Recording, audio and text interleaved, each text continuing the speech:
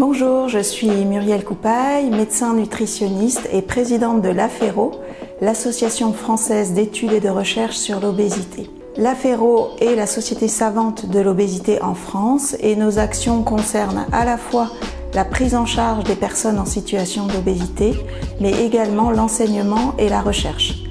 L'AFERO fait partie de la coalition obésité et je vais vous expliquer pourquoi.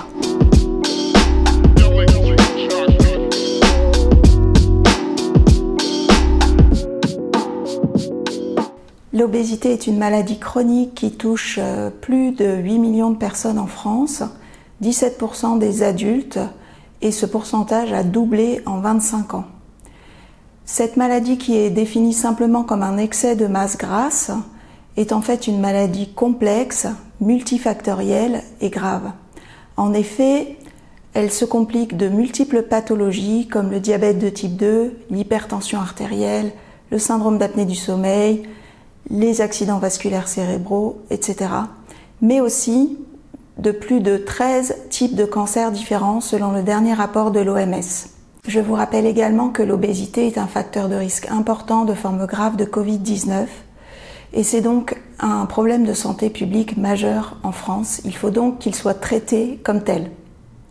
Les deux plans nationaux obésité, dont le dernier la feuille de route 2019-2022 ont permis des avancées majeures dans la structuration des soins en France, mais l'accès aux soins des personnes en situation d'obésité reste une question non résolue. En effet, les soins de psychologie et de diététique en ville ne sont toujours pas remboursés et de nombreuses personnes en situation d'obésité renoncent aux soins à cause de ce non-remboursement par la sécurité sociale. Il faut rappeler que la prise en charge hospitalière est réservée aux formes d'obésité les plus sévères par manque de moyens humains à l'hôpital.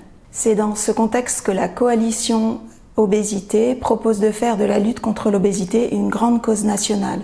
Il nous paraît en effet important que chaque personne en situation d'obésité puisse bénéficier d'un parcours de soins remboursé et que pour les personnes ayant les obésités les plus sévères, une prise en charge en affection de longue durée, ALD, puisse être mise en place, afin qu'il n'y ait pas de reste à charge pour ces personnes. De plus, la prise en charge en ALD de cette pathologie pourrait contribuer à la faire reconnaître comme une véritable maladie chronique, au même titre que le diabète de type 2 par exemple. On espère que notre action au sein de la coalition, qui est en parfaite synergie avec les deux plans nationaux obésité passés et avec la récente mission confiée au professeur Martine Laville, permettra de faire bouger les lignes et de passer à l'action.